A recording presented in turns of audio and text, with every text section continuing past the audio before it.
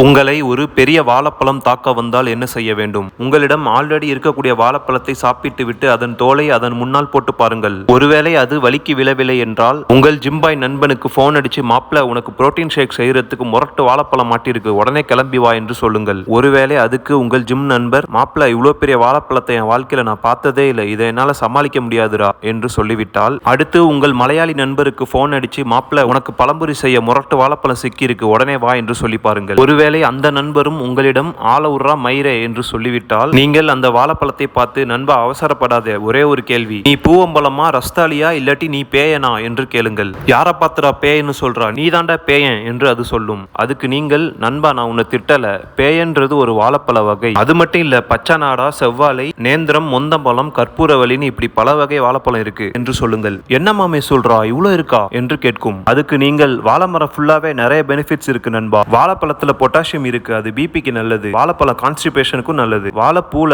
Iron fibre சத்து இருக்கு, வாழைப்பூ டயபெட்டிஸ்க்கு ரொம்ப நல்லது, வாழை இலை சாப்பிட யூஸ் ஆகுது, ஃபுட்டுக்கு டேஸ்ட் கொடுக்கும், அதுல ஆன்டி பாக்டீரியல் ப்ராப்பர்ட்டிஸ் வேற இருக்கு, வாழைத்தண்டு ஜூஸ் குடிச்சா கிட்னி ஸ்டோன் வராது, வாழைமர ஸ்டெம்மை வச்சு கயிறு, பாய், பேக்லாம் செய்யறாங்க, வாழைப்பழ தோல் ஸ்கின் கேருக்கு யூஸ் பண்றாங்க, அப்புறம் வாழைக்காய் பஜ்ஜி, நேந்திரம் chips, banana lassi, banana milk shake, இப்படி உன் மரம் ஃபுல்லாவே யூஸ்ஃபுல் தான் நண்பா, நீ வாழைப்பழம் இல்ல, நீ எங்களை வாழ வைக்கிற பழம், ஏன் நண்பா என்னை அழிக்க வந்தா என்று கேளுங்கள்.